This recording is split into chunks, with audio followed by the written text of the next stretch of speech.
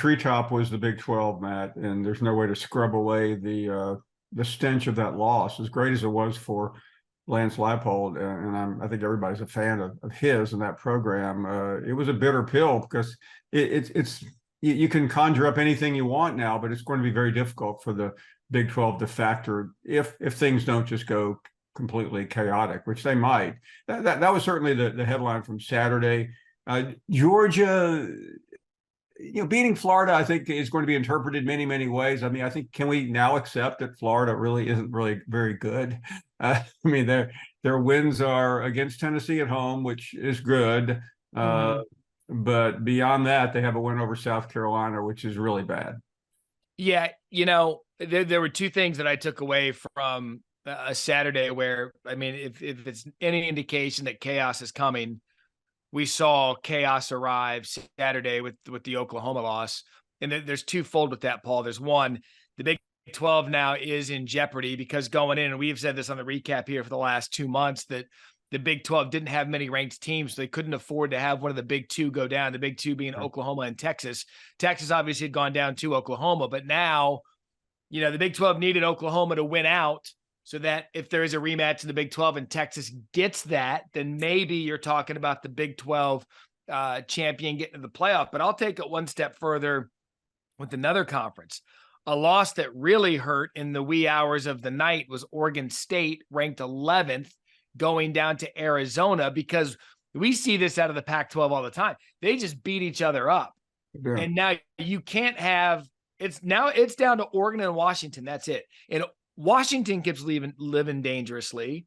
And I'm of the opinion that if you keep living dangerously, a loss will find you. And so here we sit before the month of November, the college football playoff rankings. Pac-12 and Big 12 need to be really, really careful. Yeah, and I just want to send out this warning. I hope everybody watches, and good for them. But let's not get carried away here. There'll be a lot of hot takes, a lot of overreaction. Tennessee was number one last year, didn't make a bit of difference. They lost twice. And whether it's Georgia, Michigan, Ohio State, I don't think it really matters a whole lot.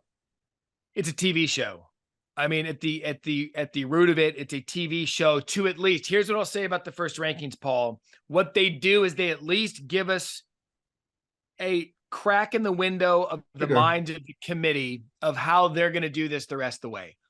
I firmly believe that Ohio State is going to be number one come Tuesday because of the two tests that they have. I think Florida State's probably going to be number two. I could see Georgia being number three, and I could see Michigan being number four, and both Pac-12 teams 5 and 6. And that's fine. But you're right. People are going to yell and scream about it when in the grand scheme of things, it's going to take care of itself in the next 3 weeks. Yeah. And the thing I don't like, Matt, and I know you don't, is all of a sudden people just start, college football season's here. Let's see who's number one. It's a little bit of, and I won't mention any of the shows who will be doing that. But you're going to get a lot of that, which is fine. But we both have been down this road for too many years to really get. I used to get upset. I used to sit there on Tuesday and Wednesday with you and other places and this is out. Do these people know what they're doing? Well, it doesn't really matter. They'll figure it out. The Big Ten is really where the action is Tuesday night, and if you're right, and you probably are, they'll value the Big Ten upper echelon. Although. Count me as not being like really that excited by the fact that Ohio State has beaten who they beat? Penn State. I mean, Notre great. Dame, yeah. I mean, Notre Dame is looking like a pretty good team right now. I give them that. And that game was at Notre Dame, but the Penn State game at home, so what? I have such a hard time with the Big Ten because I believe that Ohio State and Michigan are elite. I think Michigan is the most dominant team in the country. They have their schedule. It is what it is. It's just not good. My problem with the Big Ten, Paul, is that it really is Michigan and Ohio State and maybe 40% of Penn State. I mean, the Penn State team that had to beat Indiana in the last minute and a half or so of the game. I mean, you're telling me that's an elite? No, they're not. So the Big Ten, it always fascinates me that I think top to bottom, the Big Ten of the Power Five is the weakest, yet they are going to have two teams come playoff ranking number one, likely in the top 4. They are, and I think it's because those two are so good, and therefore we make believe the Penn State games and games like that are significant. I mean, Penn State's is a good team, but we buried Penn State last week, and they still have the same coach, and that's the problem. My apologies for my autoplay here on the real-time laptop of yesterday's Arizona State's big win over Washington State. I know you want to dive into that. I do want to that happened. Let's dive into the cocktail party for a minute. I have completely changed my tune on Georgia in this way, Paul. It's not that I didn't think that they were really good. It's that I thought a lot of the ranking that they were given this season was predicated on the last 2 years of success when most of that team went off to the NFL. And I thought that this year's team needed to prove that they were their own individual dominant team. Yesterday, for me, changed my mind on Georgia because of no Brock Bowers in a big rivalry game and a grow-up game for Carson Beck.